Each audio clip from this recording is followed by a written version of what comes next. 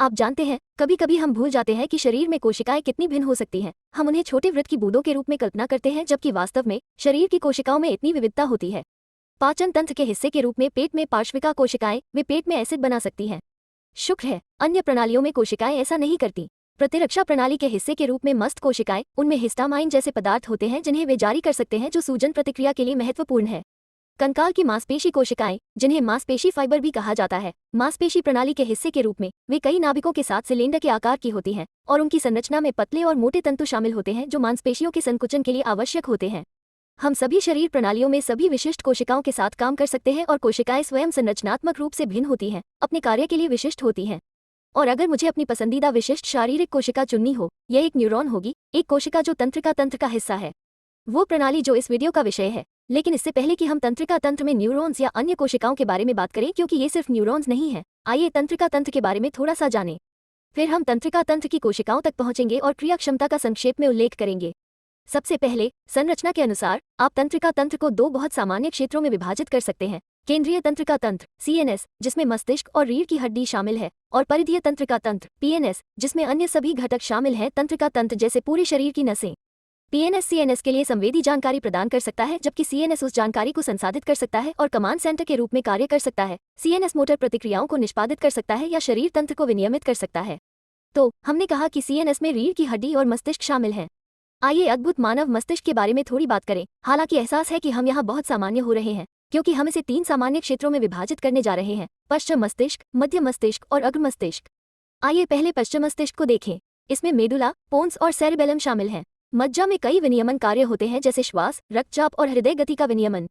पोन्स इस प्रकार के कुछ कार्यों में भी शामिल होता है और इस क्षेत्र के साथ मस्तिष्क के बाकी हिस्सों तक संकेतों का समन्वय भी करता है। और सेरिबेलम, संतुलन और गति समन्वय सेरिबेलम के कुछ कार्य हैं। मध्य मस्तिष्क, मस्तिष्क की गहराई में यह क्षेत्र सतर्कता और नींद, जागने के चक्र, मोटर गतिविधि और बहुत कुछ में शामिल होता है। यदि आपने ब्रेनस्टेम शब्द सुना है, तो इसमें कुछ संरचनाएं शामिल हैं जिनका हमने अभी उल्लेख किया है, विशेष रूप से मेडुला, पोन्स और मिडब्रेन।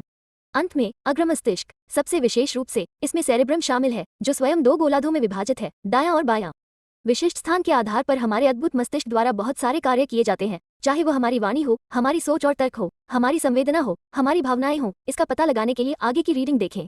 अग्र मस्तिष्क में तकनीकी रूप से थैलेमस जैसी कुछ संरचनाएं भी शामिल होती हैं, जो संवेदी और मोटर जानकारी से जुड़ी होती है, और हाइपोथैलेमस, जिसे यदि आप हमारे अंतःस्रावी तंत्र वीडियो से याद करते हैं, तो अंतःस्रावी तंत्र का प्रमुख नियंत्रण होता है। मस्तिष्क के बारे में बहुत सारे मिथक हैं। बचपन में मैंने एक त्वरित मिथक सुना था जिसे मैं दूर करना चाहता हूँ। यह मिथक है कि मनुष्य अपने मस्तिष्क का केवल 10% ही उपयोग करता है। यह सही नहीं है। हमारे पास उस पर और आसपास प्रसारित होने वाली कुछ अन्य बातों पर भी पढ़ने के लिए बहुत अच्छे सुझाव हैं। अब वो सब केंद्रीय तंत्रिका तंत्र CNS था। परिधीय तंत्रिका तंत्र या PNS के बारे में क्या? कार्यात्मक रूप से हम PNS को इसके कार्यों के आधार पर विभाजित कर सकते हैं: दैहिक तंत्रिका तंत्र SNS और स्वायत्त तंत्रिका तंत्र ANS। SNS कंकाल की मांसपेशी के मोटर कार्यों में शामिल है। इसमें सचेत नियंत्रण के तहत स्वैच्छिक क्रियाएं शामिल होंगी, लेकिन दैहिक प्रतिक्रियाएं भी शामिल होंगी जिनमें कंकाल की मांसपेशी शामिल होगी। ANS गैस्ट्रोइंटेस्टाइनल या उत्सर्जन या अंतःस्रावी या चिकनी और हृदय की मांसपेशियों के संबंध में आंतरिक वातावरण में क्या चल रहा है, इसके बारे में है, और इसमें स्वायत्त प्रतिक्रियाएं भी शामिल हैं। और ANS को स्वयं आगे विभाजित किया जा सकता है। मुझे पता है, बहुत सारे विभाजन है, लेकिन मेरे साथ रहें। ANS को सहानुभूतिपूर्ण और पैरासिम्पैथेटिक प्रणालियों में विभाजित किया जा सकता है। सहानुभूति प्रणाली, दोनों का संक्षिप्त शब्द, मुझे ये याद रखने में मदद करता है कि यह त्वरित लड़ाई या उड़ान प्रतिक्रिया का हिस्सा है। मैं जानता हूं कि भालू से पूरी तरह भागना एक बहुत लोकप्रिय उदाहरण है। मेरे लिए यह अधिक यथार्थवादी होगा यदि मैं अपनी व्यक्तिगत दुश्मन के आमने सामने होता। कॉपी मशीन जिसके साथ मुझे पहले कुछ बहुत बुरे अनुभव हुए होंगे या नहीं हुए होंगे, और चेतावनी की घंटी अभी बजी है, तो अब आप जानते हैं कि आपके पास है आपकी प्रतियां प्राप्त करने के लिए 60 सेकंड। लेकिन यह मशीन की अजीब आवाजें निकाल रहा है और आपको अस्पष्ट चेतावनियां दे रहा है। यह आपकी लड़ाई या उड़ान प्रतिक्रिया को भी सक्रिय कर सकता है।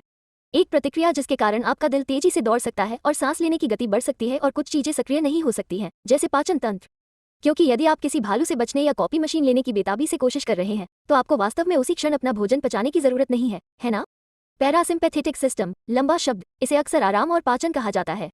हृदय गति कम हो जाएगी, पाचन हो जाएगा, फिर आराम करें और पाचन करें। कई बार ये दोनों प्रणालियां एक ही अंग पर विपरीत प्रभाव डाल सकती हैं। तो आइए तंत्रिका तंत्र में 2 प्रमुख प्रकार की कोशिकाओं के बारे में बात करें जो तंत्रिका ऊतक बनाती हैं। इसका मतलब है कि ये कोशिकाएं हैं जो आपको केंद्रीय तंत्रिका तंत्र और परिधीय तंत्रिका तंत्र में मिलेंगी। अधिकांश समय न्यूरॉन्स वही होते हैं जो दिमाग में आते हैं। न्यूरॉन्स विभिन्न प्रकार के होते हैं, लेकिन सामान्य न्यूरॉन संरचना पर ध्यान केंद्रित करने के लिए आपके पास कोशिका शरीर है, नाभिक और अधिकांश अन्य अंग यहाँ हैं। डेंड्राइट होते हैं। आमतौर पर ये शाखित संरचनाएं होती हैं जहां सिग्नल प्राप्त होते हैं। और आपके पास एक अक्षतंतु है। मुझे अक्षतंतु के बारे में सोचना पसंद है क्योंकि एक्सोन वो फाइबर है जहां आमतौर पर एक सिग्नल को किसी अन्य सेल तक ले जाया जाएगा। जंक्शन क्षेत्र जहां न्यूरॉन किसी अन्य कोशिका के साथ संचार करेगा उसे सिनेप्स कहा जाता है। और अन्य प्रमुख कोशिका प्रकार ग्लायल सेल, या आप इन्हें ग्लिया कह सकते हैं। जब मैं एक छात्र था और मैंने पढ़ा था कि वे सहायक कोशिकाएं हैं, मुझे नहीं लगता कि समर्थन शब्द ने उस समय मुझे इस बात पर जोर दिया था कि वे वास्तव में कितने आवश्यक हैं। संरचनात्मक रूप से इस बात पर बहुत जोर दिया गया था कि वे वास्तव में न्यूरॉन्स को एक जगह से जुड़ने में कैसे मदद करते हैं। शब्द ग्लिया एक ग्रीक शब्द से आया है जिसका अर्थ है गोंद। लेकिन ग्लिया की बहुत बड़ी भूमिकाएं हैं और वे उससे कहीं अधिक हैं। कुछ ग्लियाल कोशिकाएं कोशिकाओं के बीच की जगह में कुछ रसायनों का संतुलन बनाए रखती हैं जो सिग्नलिंग के लिए आवश्यक है, और रक्त मस्तिष्क बाधा को बनाए रखती हैं जो शरीर में बहुत सारे पदार्थों को तंत्रिका तंत्र में जाने से रोकती है। कुछ ग्लियाल कोशिकाएं माइलिन बनाती हैं जो न्यूरॉन्स के अक्षतंतु के चारों ओर घूमती है, जिसे माइलिन शीट कहा जाता है। अक्षतंतु को इंसुलेट करती है और सिग्नल को स्थानांतरित करती है। कुछ ग्लियाल कोशिकाएं मस्तिष्क मेरु द्रव का उत्पादन करती हैं जो मस्तिष्क के लिए सुरक्षात्मक है और होम्योस्टेसिस के साथ साथ कई अन्य महत्वपूर्ण कार्यों के लिए आवश्यक है। कुछ ग्लियाल कोशिकाएं तंत्रिका तंत्र में महत्वपूर्ण प्रतिरक्षा कार्य करती हैं। ये सब तो बस कुछ उदाहरण हैं। ग्लियाल कोशिकाएं जितनी अद्भुत हैं, अब क्रिया क्षमता की ओर बढ़ने का समय आ गया है। आमतौर पर एक्शन पोटेंशियल को न्यूरॉन्स द्वारा पहचाने जाने वाले कार्यों के रूप में पहचाना जाता है, लेकिन हमने कुछ ग्लियाल सेल प्रकारों और एक्शन पोटेंशियल के बारे में कुछ दिलचस्प लिंक किए हैं। हम केवल इस पर बात करेंगे कि एक्शन पोटेंशियल क्या है, लेकिन अधिक विस्तृत चरणों में जाने के लिए हमारे पास भविष्य में एक वीडियो हो सकता है। मुख्य विचार यह है कि न्यूरॉन्स को एक दूसरे के साथ संवाद करने में सक्षम होना चाहिए, और ऐसा करने के लिए उन्हें डेंड्राइट में एक संकेत प्राप्त करने और इसे अक्षतंतु के नीचे ले जाने में सक्षम होना होगा। और उन्हें इतनी तेजी से करने की जरूरत है जैसे 2 मिलीसेकंड से भी कम तेज। कार्य क्षमता इसे संभव बनाती है। जब न्यूरॉन आराम की स्थिति में होता है, यानी जब कोई सिग्नल नहीं ले जाया जाता है, तो आराम की स्थिति में न्यूरॉन के पास कुछ ऐसी चीज होती है जिसे आराम क्षमता कहा जाता है। इसके बारे में बात किए बिना हम एक्शन पोटेंशियल के बारे में बात नहीं कर सकते। एक न्यूरॉन की विश्राम क्षमता उसके परिवेश की तुलना में अधिक नकारात्मक होती है। वास्तव में इसे मापा जा सकता है। यह आमतौर पर -70 MV के आसपास होती है। हाँ, MV जो कि मिलीवोल्ट है, इसमें विद्युत आवेश होता है। ऐसा इसलिए है क्योंकि कोशिका के अंदर और बाहर आयन शामिल होते हैं। क्लोराइड Cl, सोडियम ना जोड़, पोटेशियम के जोड़, कुछ आयन A जैसे आयन।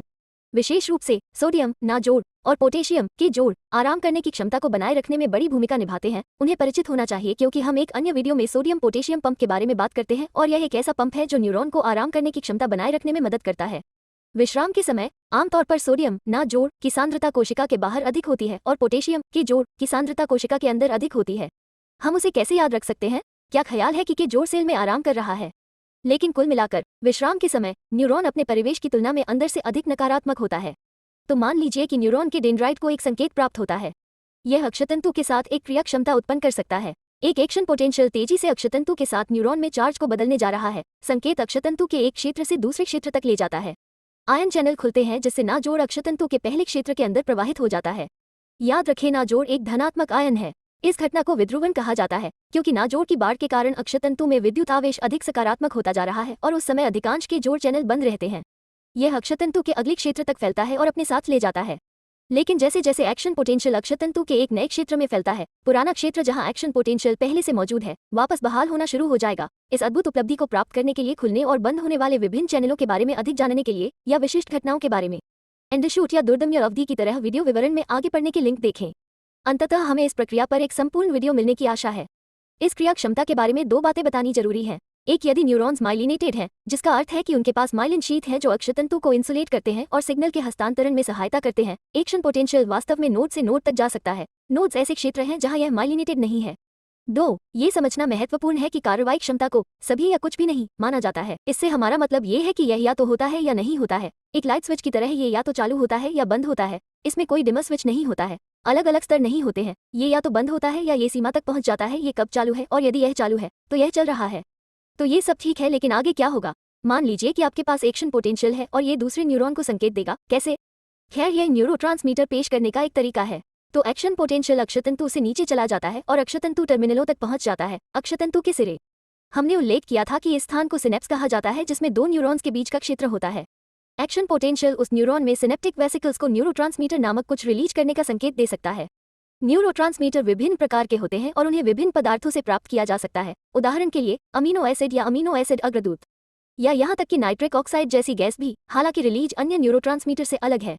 आमतौर पर जब न्यूरोट्रांसमीटर सिनेप्टिक वेसिकल्स से निकलते हैं तो न्यूरोट्रांसमीटर को केवल सिनेप्टिक फाँक के रूप में निर्दिष्ट न्यूरॉन्स के बीच एक छोटी सी जगह की यात्रा करने की आवश्यकता होती है। फिर वे अगले न्यूरॉन के विशिष्ट रिसेप्टर्स को बांध सकते हैं। विशिष्ट रिसेप्टर्स को न्यूरोट्रांसमीटर के प्रकार से जो इसे बांधता है। दूसरे न्यूरॉन का डेंड्राइट क्षेत्र संकेत प्राप्त करता है और अपने अक्षतंतु पर एक एक्शन पोटेंशियल शुरू कर सकता है। जब हम बहुत सी चीजों को कवर करते हैं तो हम सोचते हैं कि इसे दोबारा दोहराना महत्वपूर्ण है, इसलिए हमने परिधीय तंत्रिका तंत्र (पीएनएस) और केंद्रीय तंत्रिका तंत्र (सीएनएस) के बारे में बात की है। चूंकि सीएनएस में रीढ़ की हड्डी और मस्तिष्क शामिल हैं, इसलिए हमने मस्तिष्क के कुछ प्रमुख क्षेत्रों के बारे में भी बात की। फिर हमने पीएनएस पर ध्यान केंद्रित किया, इसे दैहिक तंत्रिका तंत्र (एसएनएस) और स्वायत्त तंत्रिका तंत्र (एएनएस) में कैसे विभाजित किया जा सकता है, और फिर स्वायत्त तंत्रिका तंत्र (एएनएस) को सहानुभूतिपूर्ण और पैरासिम्पैथेटिक प्रणाली में कैसे विभाजित किया जा सकता है। फिर हमने तंत्रिका तंत्र में प्रमुख कोशिका प्रकारों का पता लगाया, ग्लियाल कोशिकाएं और न्यूरॉन्स। और चूंकि न्यूरॉन्स एक्शन पोटेंशियल का उपयोग करके एक दूसरे के साथ संवाद कर सकते हैं, इसलिए हमने एक्शन पोटेंशियल का एक संक्षिप्त विवरण दिया है। हमने तब उल्लेख किया था कि एक बार एक्शन पोटेंशियल होने के बाद यह न्यूरॉन्स के बीच सिनेप्स में न्यूरोट्रांसमीटर की रिहाई का संकेत दे सकता है। वे न्यूरोट्रांसमीटर पड़ोसी न्यूरॉन के विशिष्ट रिसेप्टर्स को बांधते हैं। ओह, तो ऐसी जटिल प्रणाली के साथ जिसमें इतने सारे वीडियो लंबे हो सकते हैं, तंत्रिका तंत्र की बीमारियों और स्थितियों में मदद के लिए बहुत सारे शोध किए जा रहे हैं। यदि आपकी इस क्षेत्र में रुचि है तो न्यूरोलॉजी में कई करियर तलाशे जा सकते हैं। खैर, यह अमीबा बहनों के लिए है और हम आपको जिज्ञासु बने रहने की याद दिलाते हैं।